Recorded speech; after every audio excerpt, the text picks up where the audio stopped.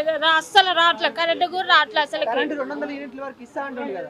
రావట్లే మాకు పీగ కరెంటు రేపు ఇస్తా ఎల్లుండి ఇస్తా అంటున్నారు కరెంటు మొత్తం అడిగిర్రా అడిగితే రేపు కడుతున్నా ఎల్లుండి కడుతా అంటే కరెంటు కూడా లేదు పీగ కరెంటు మాకు ఎందుకు అంటే మీకు రేషన్ కార్డు ఇవన్నీ ఉన్నాయా ఇంటికి? ఉన్నాయి మాకు ఒక కరెంట్ బిల్లు ఒకసారి కడుతున్నాము ఒక కరెంట్ లేదు ఏం లేదు పీగ కరెంట్ కూడా లేదు మాకు అస్సలకి. ఫ్రీ బస్ పోతున్నావు? ఫ్రీ బస్ లేదు.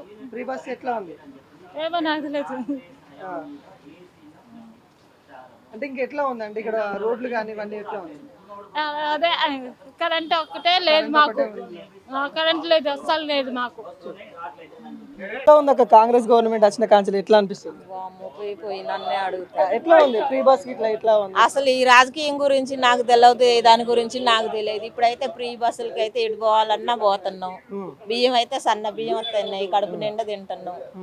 కరెంట్ బిల్ అయితే నాకు రావట్లేదు చిన్న. నేనైతే ఎన్ని రోజులు బట్టి అప్లికేషన్ మున్సిపాలిటీ ఆఫీస్ అయితే తిరిగి ఉంటున్నా కానీ ఎవరు అది పట్టించుకోవట్లేదు. మళ్ళీ వచ్చినప్పుడు పెట్టుకో అన్నారు.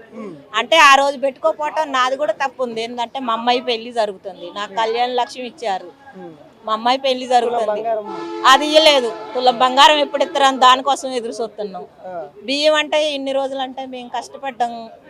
అది ఒక 300 కూలీ పోయేటోళ్ళు వచ్చి కొట్టు మీద కొనుక్కోవాలి. 60 రూపాయలు బియ్యం 50 రూపాయలు 45 రూపాయలు పెట్టి కొనుక్కునేటోళ్ళంగా. ఇప్పుడు అట్లా కొనుక్కోవట్లేదు. బియ్యం పోతాండు, కడుపు నిండా అన్నం తింటున్నాం. ఈ రాజకీయాల గురించి అయితే పార్టీల గురించి అయితే నాకు తెలియవచ్చిన. దాంట్లో నేను మాకు పొద్దున్నలో అయితే మేము కూలీ పోతాం చిన్న. అయ్యో అట్లల్లా మేము ఆ రైతుల గురించి అసలే నాకు తెలియదు ఎట్టుందో కానీ. రైతులైతే పర్వాలేదులే, ఇప్పుడు వాళ్ళకి రుణమాఫీ అవుతుందటగా 2 లక్షలు. ఇప్పుడు పర్వాలేదు మంచిగానే చేస్తారని పొలానికి పోతే అనుకుంటూనే ఉన్నారులే కూలీ పోతే. కానీ బియ్యం అయితే మాకు కడుపు నిండా అయితే మేము తింటున్నాం. ఎవరో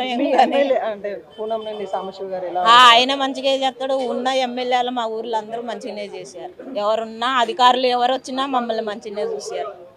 వాళ్ళని కాదు వీళ్ళని కాదు, అందరూ సమానమే. మాకైతే ఇప్పుడు కొంచెం నాకు ఒకటి గ్యాస్ రావట్లేదు, కరెంటు బిల్లు రావట్లేదు చిన్న. నేనైతే తిరుగుతున్నా, వాళ్ళ చుట్టూ తిరుగుతున్నా నేను అవన్నీ పట్టుకొని. ఆ రోజు నేను పెట్టుకోలేదు, ప్రజాపాలన వచ్చిన రోజు నేను పెట్టుకోలేదు. నేను వెళ్ళలే చిన్న.